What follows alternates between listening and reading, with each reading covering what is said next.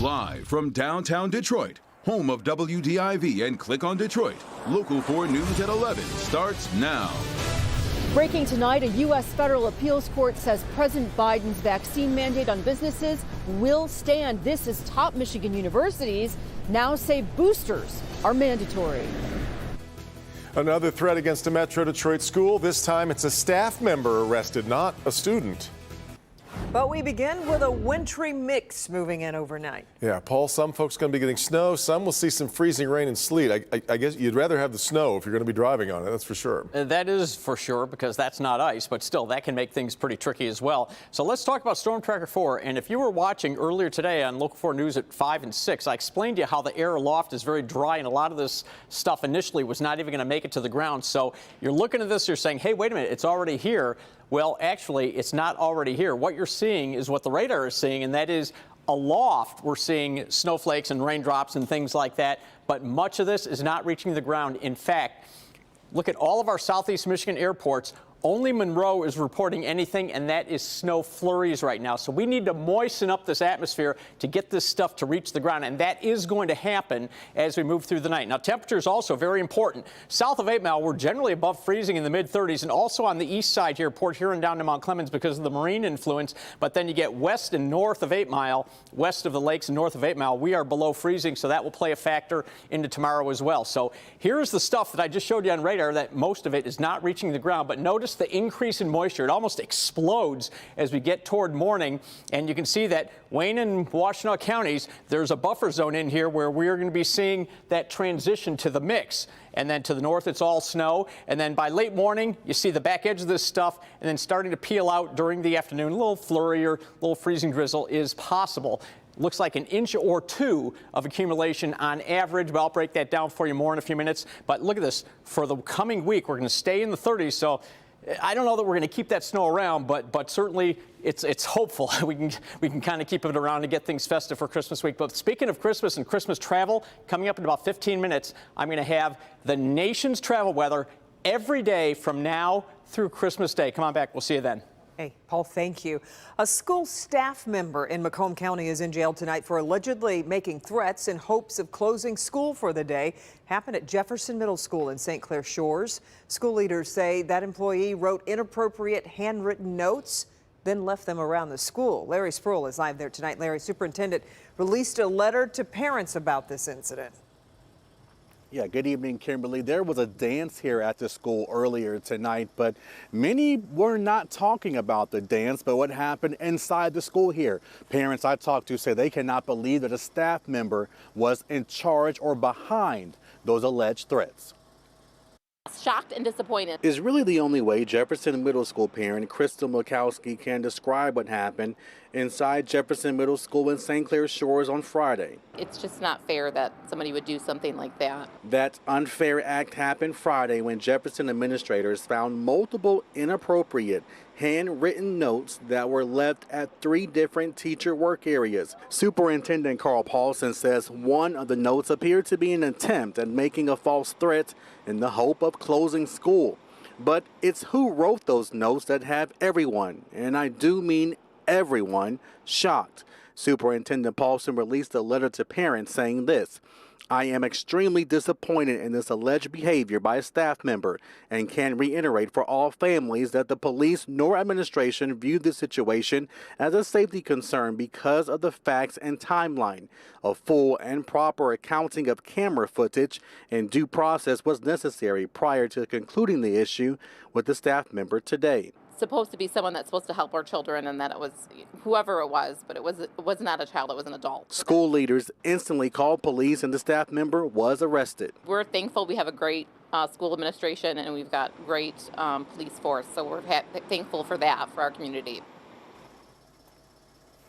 And we were told that staff member is on administrative leave tonight. Both the school and police are both conducting their own investigations. We are live in St. Clair Shores tonight. Larry Sproul, Local 4. Okay, Larry, thanks. Michigan's latest COVID numbers have the state averaging more than 6,300 cases a day over the last 2 days. 254 more lives lost to the virus over that same period of time, while the COVID test positivity rate is starting to decline, but it is still near 17%. Meanwhile, the state health department says it has now identified the Omicron variant of the virus here in Metro Detroit. And cases are now confirmed in Wayne, Oakland, and Washtenaw counties. Tonight, universities across the state mandating boosters to try to combat the spread. Mara McDonald is at Wayne State. Mara, a federal appeals court just gave the green light to President Biden's COVID vaccine requirement for large employers.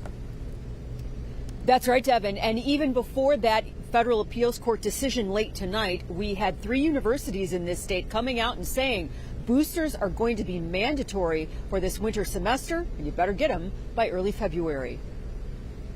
Tonight, Wayne State, along with the University of Michigan and Michigan State, have all made boosters a mandate for the winter semester for all faculty, staff, and students. I wasn't really expecting it, or like for the shots, it kind of was like pre-warned, and then this one, it just like all of a sudden today, they're like, oh, it's required. So it's like a little shocked. I feel rather pleased to knowing that's mandated, so people are, now required to get it, so it's a little bit safer for people. At least part of the push is due to the Omicron variant, which appears to spread at a far greater rate than Delta. Some estimates have it as 70 times faster than Delta, although initial information seems to suggest the symptoms are not as severe. So far, Michigan has identified 6 Omicron cases, but expect it to rise. Whatever weaknesses we have, or the communities where we have less protection that Delta has been able to exploit, Omicron's going to be that much better at exploiting that, at causing cases. COVID hospitalizations in Michigan are at an all-time high and stressing hospital systems, to the point the Michigan Department of Health and Human Services put this out to remind people that actual emergencies are the only reason to go to an ER right now. Back here live, while that federal appeals court may have sided with the president tonight on his vaccine mandate for business, do not be surprised if this issue gets a rushed hearing at the Supreme Court. We're live on the campus of Wayne State tonight.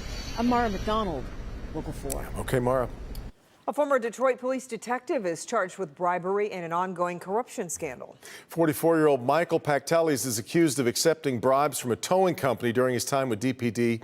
A criminal complaint shows he provided the company with favors in return for $3,200 as well as a car.